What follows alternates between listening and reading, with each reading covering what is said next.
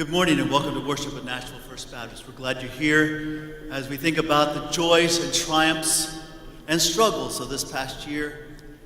We look with hopefulness toward 2018 and what God has in store for us as we think about how He will prosper us as we lean on Him. Reading from Lamentations chapter 3. Yet this I call to mind, and therefore I have hope. Because of the Lord's great love, we are not consumed, for His compassions, they never fail. They are new every morning. Great is your faithfulness, O Lord, unto me. I say to myself, the Lord is my portion.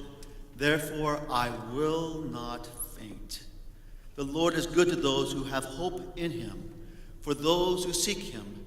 And we know if we seek Him, we shall find Him as we seek Him with all our hearts. Would join in singing with me together, O God, our help in ages past, our hope for years to come, and seek ye first the kingdom of God and all His righteousness. Would you stand with me as we sing? Oh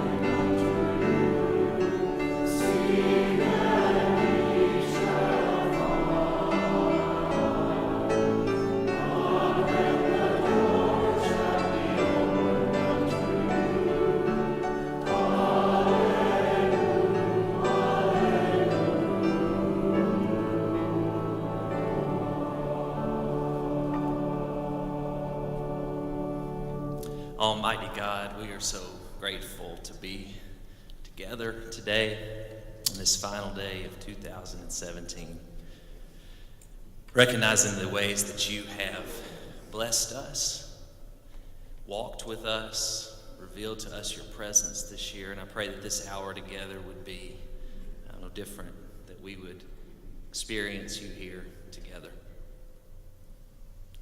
Fill this place. Let your spirit be evident amongst us as we look into your word, as we sing songs to you, as we give you the glory that only you are due. It's in your Son's name we pray. Amen. You may be seated. So good to see y'all today. My name is Brandon, and if you happen to be with us today for the first time or the fourth time and we don't yet know whom you are, I direct your attention to the worship guide that you hopefully received as you walked into one of our doors today. And there's a perforated tear-out portion on that. If you would give us just a little bit of information and make that your offering today later in the service when that comes, when the offering plates come by, if you will slip that in the offering plate so we can have a record of your visit and we can get in touch with you. We won't necessarily show up at your house without cookies or show up at your house at all, but we do want to get in touch with you. We want to know you're here. We want to minister alongside of you, continuing the life and work of Jesus from the heart of downtown Nashville in the myriad ways that this church is partnered with God's people in this great city. We're so glad that you're here. I hope that you are feeling God's presence this morning as we close down this year, as Joe alluded to, and move into what God has in store for us in 2018. A few exciting things that we're excited about here moving into January. If you'll refer to the worship guide, you'll see that Wednesdays are a little different in January here, the same in the evenings, but we have added lunch and Bible study in the middle of the day, and we hope you'll join us for that if that fits your schedule.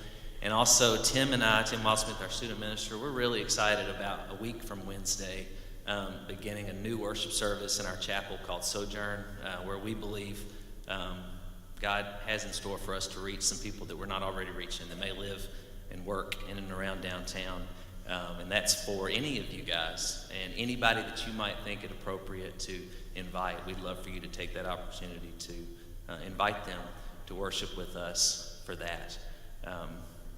Again, it's a delight to be with you. This is a big deal to be able to come together and worship God and to do it with people whom we love and whom you may not know yet, who you will grow to love. So if you will do me a favor and stand with me and just say hey to somebody near you or three people near you as we continue to worship God at Nashville First Baptist Church.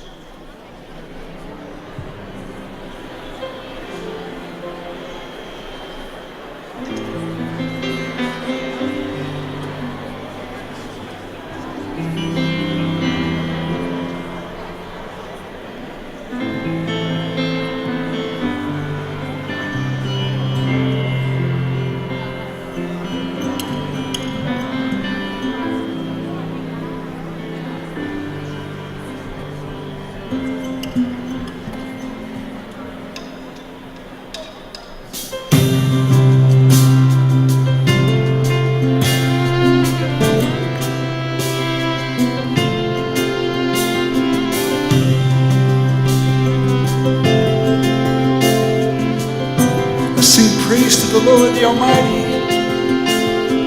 Praise to the Lord the Almighty, the King of creation. Oh, my soul, praise Him, for He is thy health and salvation. All ye who hear, now to His temple draw near. Praise Him in glad adoration.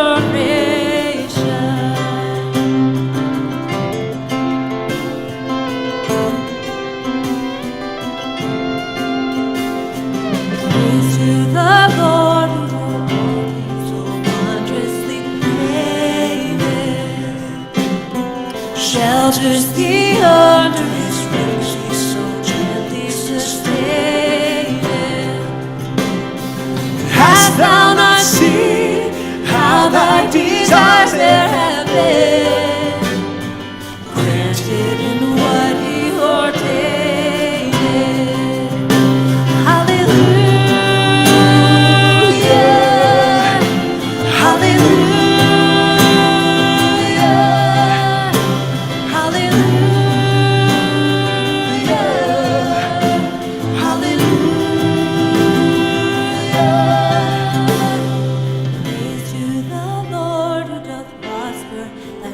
and defend me. Surely his goodness and mercy here daily tend me. Ponder and view what the Almighty can do, if with his love he befriend me. Praise to the Lord, oh let all that is in me adore him. All that hath life and breath, come thou with praises before him. Let the amen sound from his people again, gladly forever adore Let the him. Let the amen sound from his people again, gladly forever adore him. Hallelujah, hallelujah,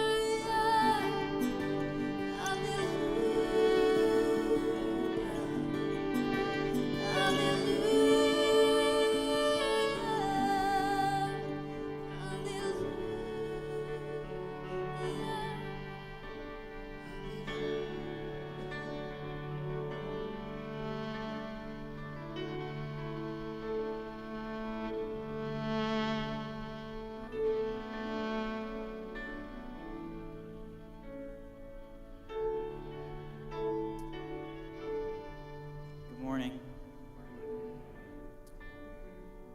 A few weeks ago in our student ministry, we talked about the name Emmanuel.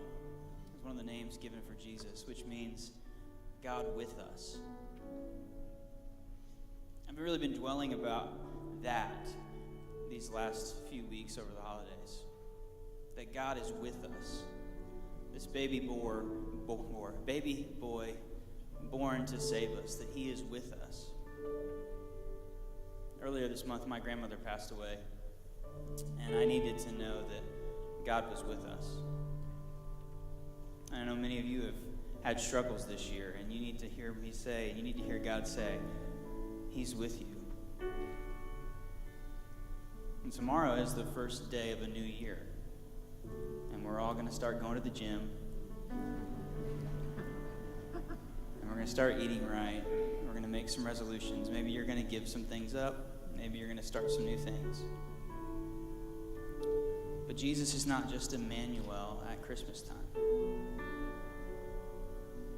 He is with you, here and now. And so as we pray, I'd like to invite you to just think about 2018. Think about 2017, whatever you need to do.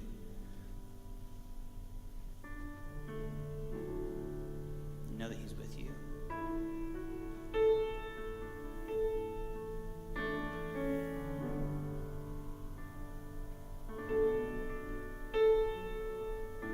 Jesus, we thank you for who you are.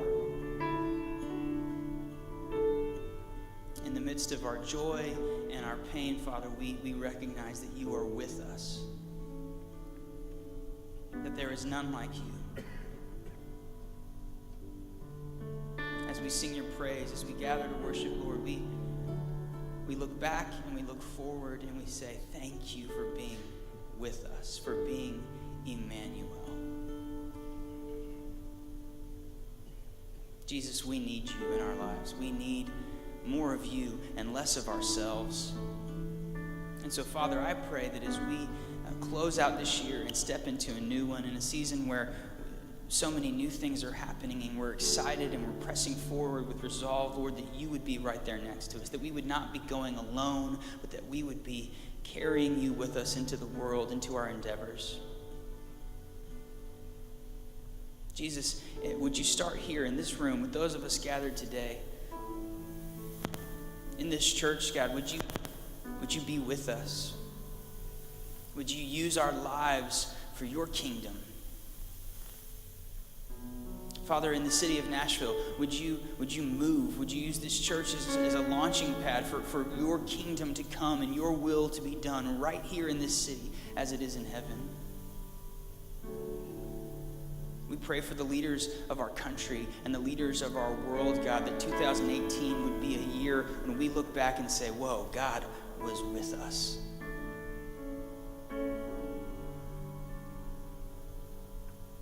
And Lord, when we step away from you this year, when we head out on our own path, would you gently call us back?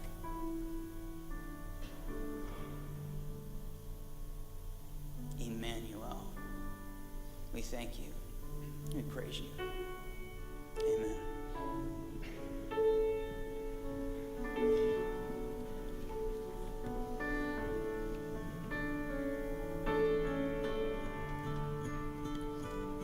Philippians 2:5-11 says, "Make your own attitude that of Christ Jesus, who existing in the form of God did not consider equality with God as something to be used for his own advantage.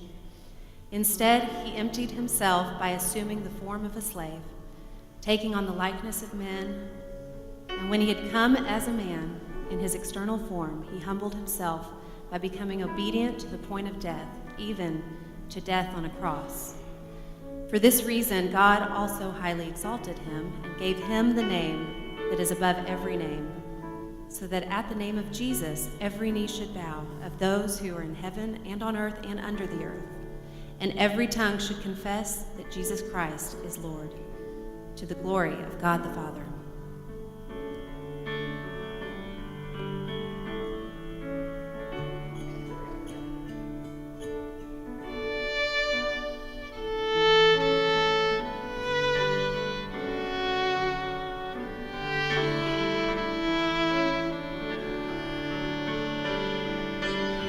Sing holy, holy, holy, holy, holy, Lord God Almighty. Early in the morning, our song shall rise to thee. Holy, holy,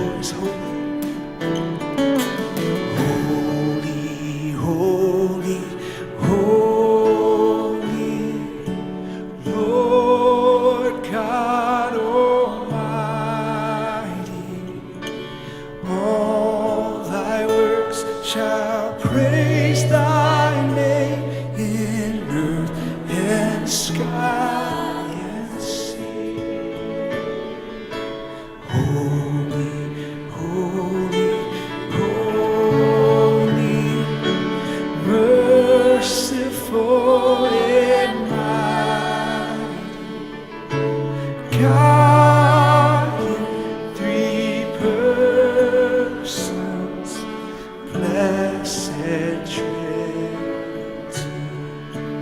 You are God in three persons, blessed Trinity. Amen. You can be seated.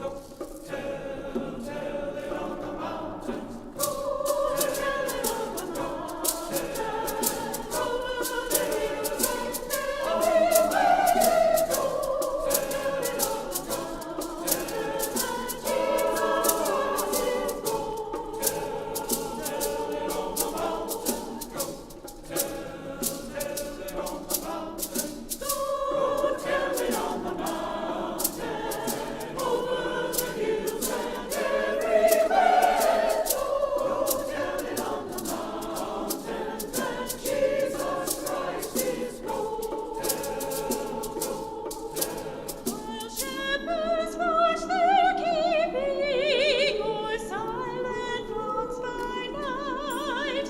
Behold, throughout the heavens there shone a holy light.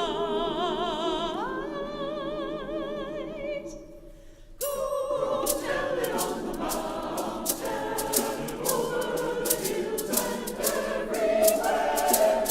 Go tell it on the mountain that Jesus Christ is born. The shepherds feared and trembled when low above the earth rang out the angel chorus that hailed our Savior's birth.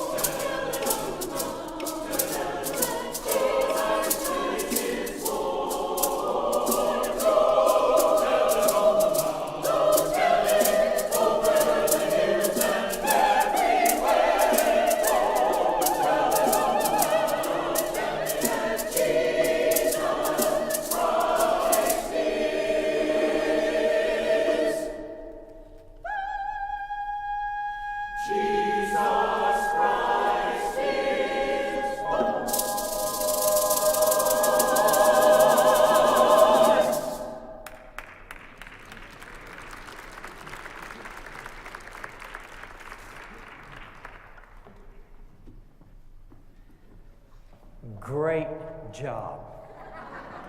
That was awesome. Great job. Great job. All right. And thank you, Jason, and the Fellowship on Broadway Band for being with us today as well. I have really sensed God's presence in this time of worship this morning, and I hope and pray that it's been your experience as well. We're going to be looking this morning at Psalm 90, and I'm going to read verses 1 through 17 and invite you to follow along in either the Pew Bible, or if you brought your Bible with you, you'll have access to that so that you can read God's Word with me. And let me just move this out of the way.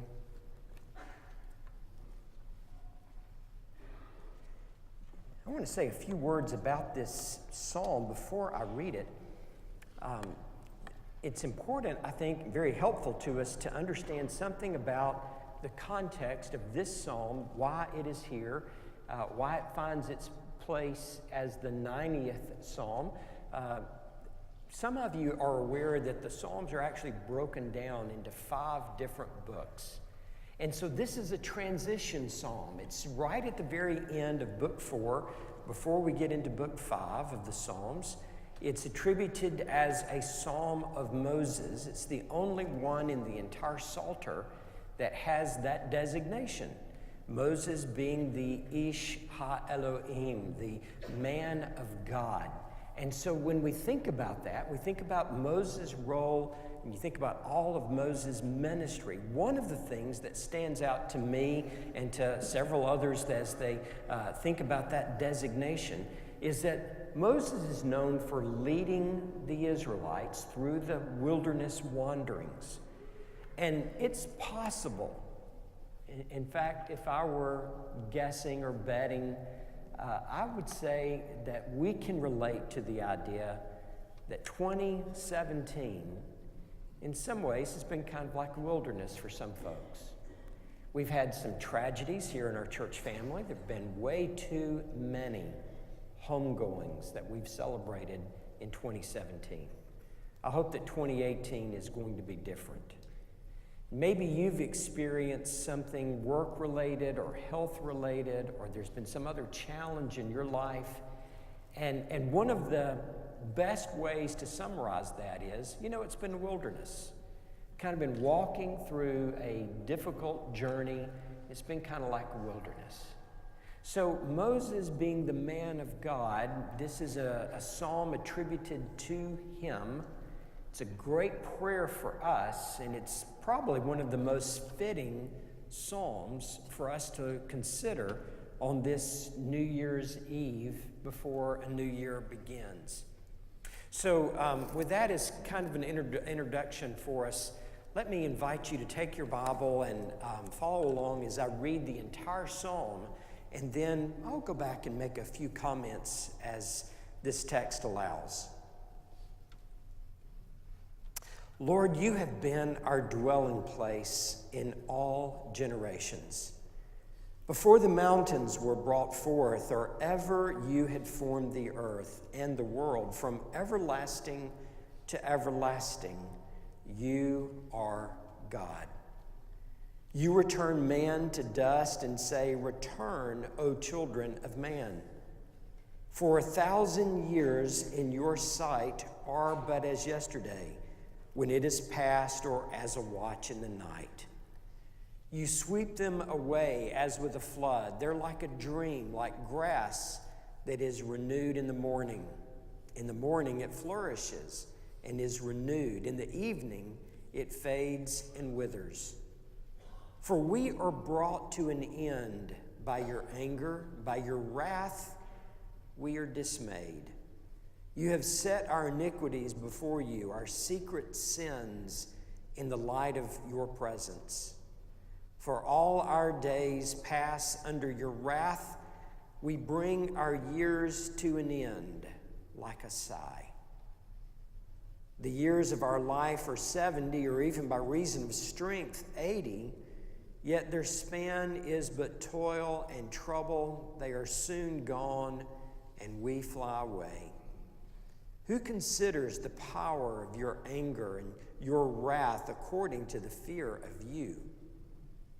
So teach us to number our days, that we may get a heart of wisdom.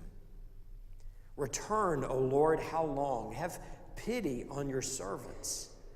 Satisfy us in the morning with your steadfast love, that we may rejoice and be glad all our days. Make us glad for as many days as you have afflicted us, and for as many years as we have seen evil. Let your work be shown to your servants, and your glorious power to their children. Let the favor of the Lord our God be upon us, and establish the work of our hands upon us. Yes, establish the work of our hands. Wow, it's an incredible text of Scripture before us today. When you read the first two verses particularly, it's a reminder to us of the frailty of man and our own, theories and devices and plans. Lord, you've been our dwelling place all generations as an affirmation of faith. But in verse 2, the psalmist is making a little contrast here. He says, before the mountains were brought forth, or ever you'd formed the earth and the world, from everlasting to everlasting, you're God. Let me paraphrase that for us. This would be a way of saying, these mountains around us, this is where some of the pagan religions find their strength, and this is where people who may not even have a religion may go on a hike or a walk, and they get to the top of the mountain and they think they've really accomplished something. But God, that's nothing. You were there before the mountains were even formed. That's the best way for us to understand it. There are going to be circumstances in life that come our way that we may feel like we need to get a better perspective and get a better place or a better position so that we can see and try to figure things out. But when we get to those places, we've not gone anywhere where God hasn't already gone before us. Nor can we go anywhere where God is not already present. And as Moses is thinking about this, you think about his wilderness wanderings and leading the Israelites and trying to find their way into this land of promise and thinking about all the rebellion and all of the rejection that the Israelites expressed towards God during that time. Moses is reminding us, before you even had an opinion, before you ever realized the struggle, before you ever thought about rebelling or rejecting or turning your back on God, God was already there. God knew the plans. God was ahead of you. God is behind you. He's under you. And if you'll just trust Him, God's got this covered. The next several verses give us something of the character of God. It reminds us of the transitory nature of our life compared to the eternal quality and characteristic of His life. And life turns on a dime, doesn't it? We were surprised, and we have been surprised this year with how short and how brief and how transitory. There's not a better word. How transitory life can be. And as Moses is expressing this, and as the psalmist writes this, and as the Holy Spirit has the opportunity to apply it to our hearts and lives, we best remember that God is in control, that God has this, and that God's going to be able to go around the circumstances in our life and through the circumstances in our life to accomplish the things in our life that God seeks to accomplish. Now, it's New Year's, and so many of you have, has already been indicated, have made your plans to be in the gym on Tuesday. You're going to set some New Year's resolutions, and you're going to try some things this year to make this year a little bit better than next year. And I'm not going to read a whole bunch of lists about what those could be, but I am going to encourage you to think in terms of this one passage of Scripture that sort of jumps out at us from verse 12. So, teach us to number our days. Teach us to think about them. Help us to think wisely and well about these days, to consider them, to sharpen ourselves as we look toward these days so that we can gain this heart of wisdom, a heart that will honor God. I was looking at a couple of things this week. I went to see my doctor, for example, and one of the things he told me was that I need to be drinking about 2 liters of water a day. Said if you're drinking diet sodas, you need to just turn those away and not drink them. And at the very best, he said clear soda might be an alternative. Well, I don't drink soda, so that's no big deal, but I thought about some others here. that are pretty enslaved to their Diet Cokes. No names are going to be mentioned, but some of us would be healthier if we just made some slight little adjustments to our schedule, to our life. I commend to you the Huffington Post article. There are 50 ways that you can have a healthier lifestyle without going to the gym and without going on a diet. And it'd probably be worthwhile for all of you to look at that. I'm not going to read it right now. I've got some other things from this text that I think are going to be more helpful to you. And so today, as pastorally as I possibly can, I want to talk about how you and I can number our days so that we can gain this heart of wisdom. I'm not texting here, I just want you to know that, but I'm going to be controlling our screen for those of you that are paying attention there and might want to take some notes. So the first thing I would encourage every one of us to do is to immerse ourselves. So immerse yourself in God's Word daily. Now, by emphasis, I have put that comma there and the word daily. You're going to skip some days. It's going to happen. There are going to be days that your schedule is such that you meet somebody for an early meeting or breakfast, or you sleep late or something, and some of you are going to complain after this message is over, and you're going to tell me, but I'm not a morning person. Can I do this at night? Well, yeah, you can. If you're really spiritual, you'll probably do it in the morning, though, okay? So it's just going to help start your day the best way possible, okay? Now, immersing, not just scanning it, not just reading a passage and being done with it, but immersing yourself into that text. To have some kind of plan. And if you don't have a plan yet, the good news is you've got all day today to come up with one. My plan for 2017 was to read through the New Testament Monday through Friday for the entire year. I finished the book of Revelation this past week. I stayed on schedule with it. I had a reminder. It's a part of my software that I use for my Bible study. So 5 days a week I was reading through the New Testament.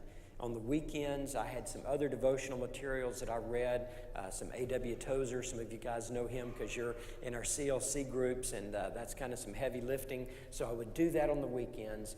But for me, that was an important discipline. And to have the reminder that here's the text that you're supposed to read. Now, some of you have been reading through the Bible in an entire year, and that's your discipline. Others follow maybe the open windows or some other type of devotional guide. I'm using something called Table Talk right now, which really, really feeds my soul. It's a little different from some of the literature that I've read in the past, but for me, it is a very, very helpful tool to draw my attention to the things that I think God is showing me as a pastor, as a leader, and how hopefully I can better serve the congregation that God has given to me. So when I think about your journey in this, my encouragement to you is just make the decision. I'm going to do this. I'm going to immerse myself one way or another. Find a book of the Bible that you're going to study this year on Wednesdays. Starting in just 3 days from now, we're going to be looking at 1 Peter. It's our Wednesday, January Bible study. So for the first 6 weeks of January on Wednesdays, 11 o'clock here, I'll be preaching through or teaching through verse by verse 1 Peter. Maybe you can't come because of your work schedule. Well, on Wednesday evenings, we're still going to gather in the fellowship hall for our meal. There's going to be a brief devotion from 1 Peter. So that would be a great book to start with. If you have no plan whatsoever right now, then just decide, okay, I'm going to do what the pastor's doing. I'm going to do 1 Peter, and I'm going to study through this about 10 verses a day or so and kind of work through this for the first few weeks, and then I'll move on to another book. But immerse yourself. Find something that will be helpful to you in God's Word. Next, I want to encourage all of us to keep a prayer list. I grew up in a church family. I've been to church all my life. I've heard people talk about their prayer list. But this year, I kept a detailed prayer list. Detailed in that there were about 10 places on my prayer list, 10 individuals or 10 sets of circumstances. Not more than that, because I knew that if the list was too long, I probably wouldn't spend enough time praying for those things. So this was for me kind of my top 10. There were people on that list. There were circumstances, situations on that list. I had our church on that list. My prayer request for our church was, God, give us a hunger for your word and give us a hunger to share your word. And then I also had for our church, God, please reverse the numeric decline of our church. We've all witnessed it. We've all seen it. It's been going on for longer than the 20 years I've been here, but there has been a decline, a steady decline in our congregation in terms of our size. God, I can't change it. And I've got the best staff that any church can have to work with. Amen? I do. And we can't seem to do it. But God, you can do this. And unless the Lord builds the house, we labor in vain. Scripture tells us that. So God, please, I'm beseeching the Lord in my prayer time. Give us a hunger for His Word. Give us a hunger to share His Word. And God, please reverse the numeric decline. Now, I'm going to change my prayer request slightly for 2018 when it relates to our church. But I want to encourage you to do the same thing that I've done. And it's a discipline because I look back and throughout the year I've seen some of those requests be answered. They weren't necessarily answered the way that I thought that, maybe God would answer them, but I have seen answers, and so I've changed some of those requests or updated some of those requests, but I would never have done that without the discipline of keeping a prayer list. So let me encourage you to do that as well. Next, encourage often. Have you noticed how many people that you'll bump into either at work or in the restaurant or at the grocery store or, you're at the checkout talking to somebody, a bank teller, you'll get an email from someone, Facebook updates, whatever, and all they really need is a word of encouragement. They need somebody to come along beside them and just say, hey, I appreciate you. I appreciate what you did. I love the song you sang, or I love the way you helped us in worship, or I love the way that you're here at the door, or something. Just a kind, sincere word of encouragement to somebody to help float them just a little bit. Life's hard enough. You're going to get enough criticism out there. You don't have to be the critic, because I'm telling you, there are enough others out there that will take your place. But there are not enough other people out there to be the encouragers that our world needs. So let me encourage you as best I can to encourage and to do it often. Do it sincerely, but do it often. Okay? Enough said on that one. Be above average. Now, boy, couldn't you have been more theological about this? Yes, I could have been. But I wanted to put this on the lower level for every one of us, okay? So the average church member attends church now about twice a month. Be above average, okay? Please, you can do this. The average church member gives 2% or less of their income to the ministry of their church. They may give it in some other places as well, but to their church, the average church member today gives somewhere around 1.8 to 2% of their income to their church. We cannot operate that way, so be above average when it comes to your giving. Would you please do that? Be above average in your attendance, just showing up sometimes and giving. And what about this? The average church member doesn't lead a single person to faith in Christ in their lifetime. Now, that's not to make you feel guilty for not having the gift of evangelism. I'm not trying to say that. But the people that are around us are either moving closer to a relationship with Christ because of us, or they're moving further away from a relationship with Christ because we're not saying or doing anything. So let's be above average when it comes to inviting or saying a good word about our church. If you meet somebody, here's a challenge to you. If you meet somebody this week, then try within the first 5 minutes of that conversation to say something positive about your church. Who knows? They may say, well, I've been looking for a place to go to church, or I've been thinking about what God might want me to do in 2018. Tell me more about your church. But let's make that kind of a goal. Let's be above average, because average just isn't going to cut it anymore, okay? Drop what's not helping. When I think about, Lord, teach us to number our days, then one of the things it reminds me is that there are, first of all, I guess I should say it this way, there is no guarantee that I've got tomorrow. So teach me to number this day. And God, in this day, I don't have enough time, energy, I don't have the reserves to be negative. And God, I don't have enough time or energy to do something that is not helpful and not productive. God, I don't want to hold resentment towards anybody. I don't want to have an unforgiving spirit towards someone, because those things weigh us down. Those things destroy us. It's like having a knife in our own belly when we have resentment or an unforgiving spirit towards somebody, hoping that they're going to feel worse about it, and all the time it's right here in us.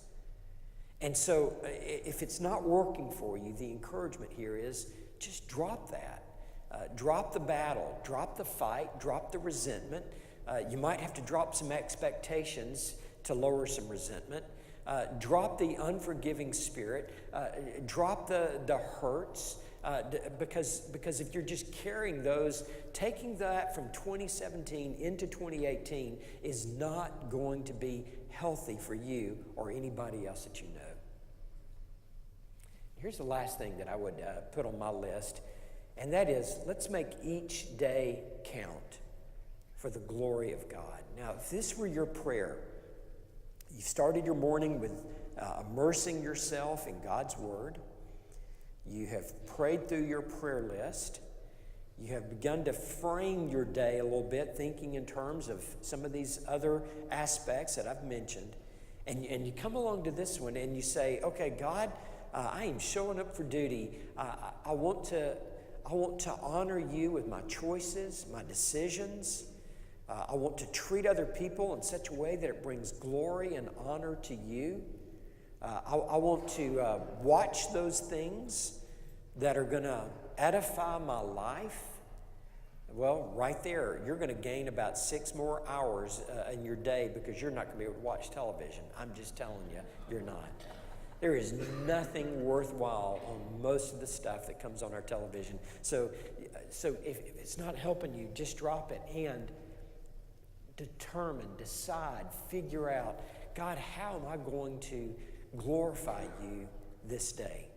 Is there a person I can help? Is there something better I can read that will grow me and mature me? Is there a ministry action that I need to respond to? Because God, I want you to use me so that the kingdom grows. And God, I want you to be glorified and honored in all that I say and do. Now, friends, I don't guarantee you that if you do these 6 things, that it's going to radically transform your life.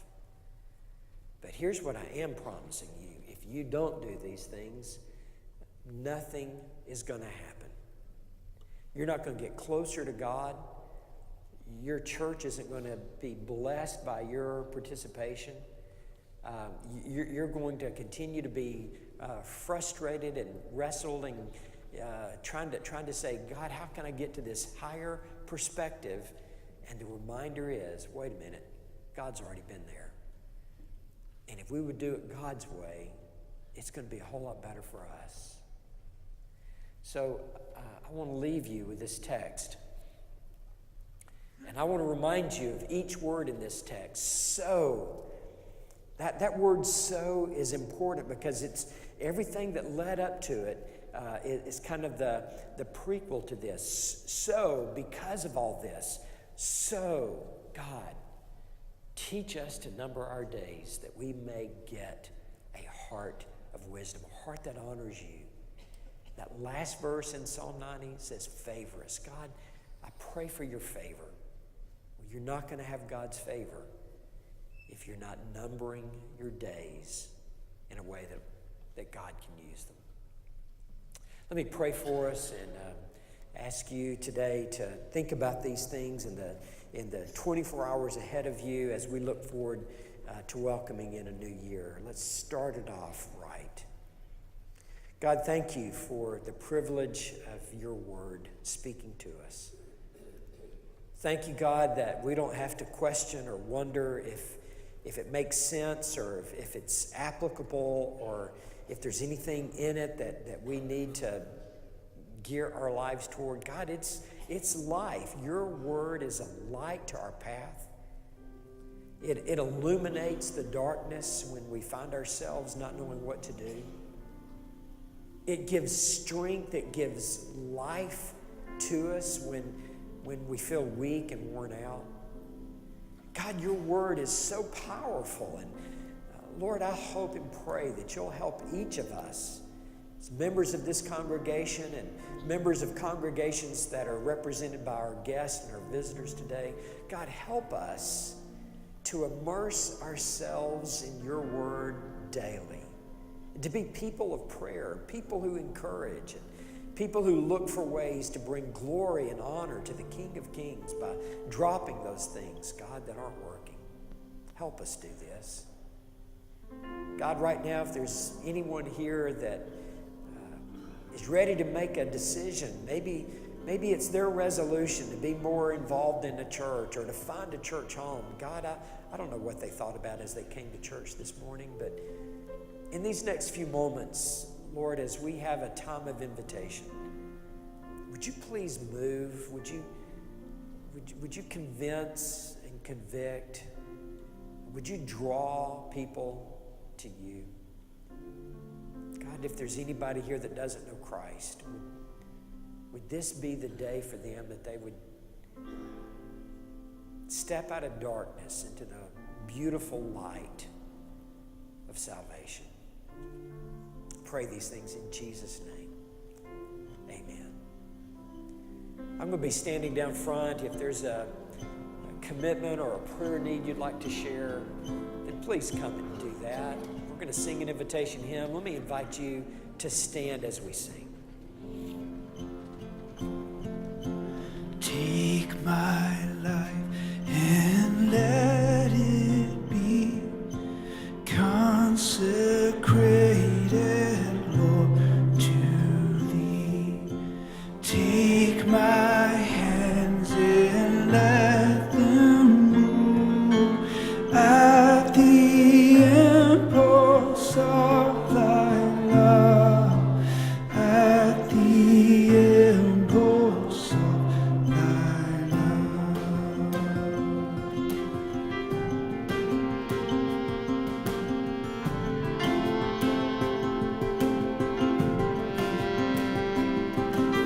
Take my feet and let them be swift and beautiful for thee. Take my voice and let me sing, always only for my King, always only for my King.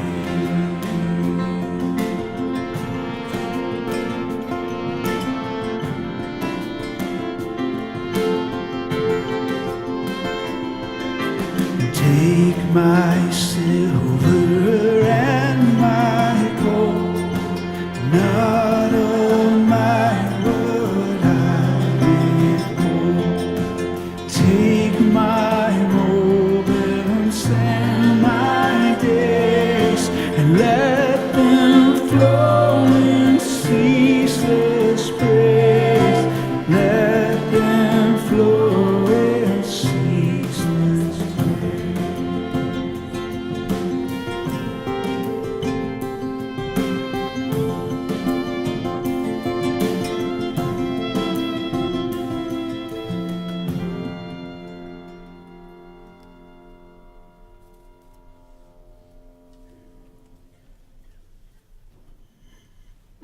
Church family, would you pray with me?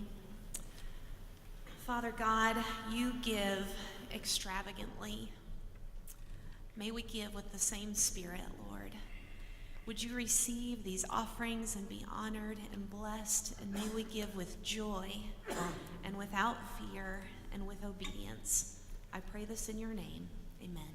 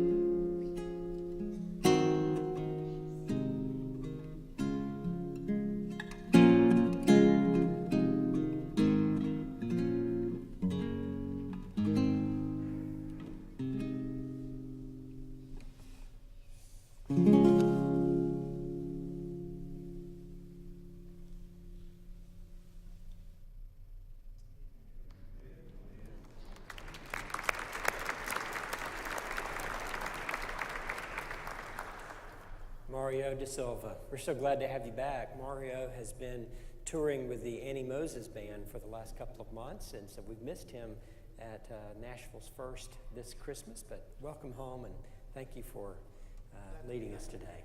Yeah. Well, it's the last Sunday of the year. Somebody would want me to remind you that if you still have an offering, then today, of course, is the last day to get that in for your 2017 gifts. And so be faithful to that. If you see any of our ushers at the door, then they'll be able to help you with anything like that. A lot going on. It's a busy, busy time of year here in our city. There's going to be lots of activity, obviously, tonight. You be safe with whatever you're doing. But it's certainly our hope and prayer that the hour we've spent together this morning, the encouragement from God's Word, is going to carry you forward in the days ahead. Let me invite you to stand and please hear these words of benediction.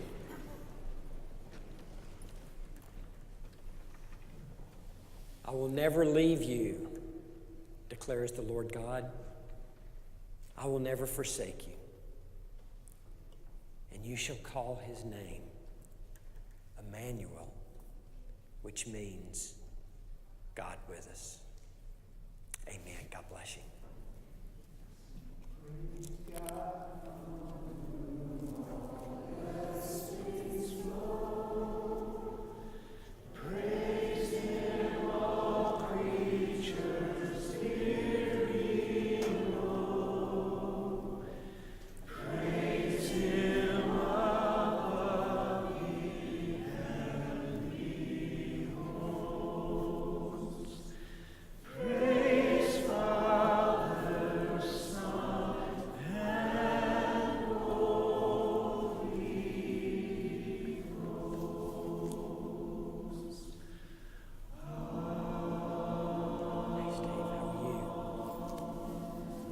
Okay.